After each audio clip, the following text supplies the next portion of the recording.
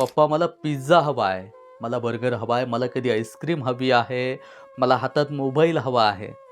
त्याच्या त्या बोलण्यातच आठवतं ते आमचं बालपण. आम्हाला कधीच पिझ्झा, बर्गर असं काही नव्हतं. चुलीवरची भाकरी आजीनं माखून द्यावी, कधी मिठात, कधी लोणचं लावून हातात द्यावी, मुटकुळा बनवून द्यावी, ती तोडून-तोडून आम्ही खावी. घटभरण शिजलेलं गाडग्यामधलं एक वाटीभर आमच्या हातात दिलं, तर कधी आम्ही नुसतंच खावं, एवढं आवडीनं आम्ही खाल्लं. आमच्या आवडी नव्हत्याच.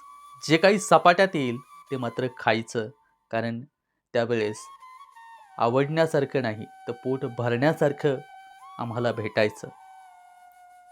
साधं किराणा दुकानावरती गेलं ना, तर त्या भरण्या आजही डोळ्यासमोर येतात. ज्या भरणीमध्ये संत्रा गुळी असायची, खोबरा गुळी असायची, त्याचबरोबर झुणझुणी गोळी असायची. चाराने हातात आले की त्या गोळ्या घ्यायच्या, दिवसभर उड्या मारीत ती गोळी खायची. हे आमचं बालपण.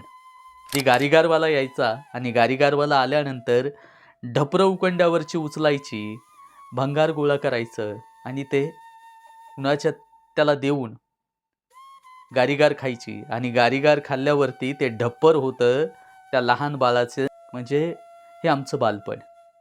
आमचं बालपण आम्ही प्रचंड आनंदात जगलोत आणि त्याचबरोबर तासनतास मित्रांसोबत गप्पाही मारल्या.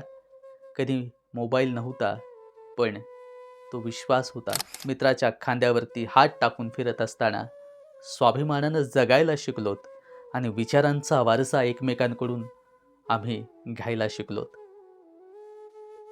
आमचं बालपण असं होतं. तुम्ही म्हणाल काय बालपण सांगतोय? पण बालपणीतल्या त्या आठवणी, तो आनंद आजही बोलत असताना डोळ्यासमोर येतो आहे. म्हणून बालपणीच्या आठवणीवरती एक सिरीज बनवत आहे.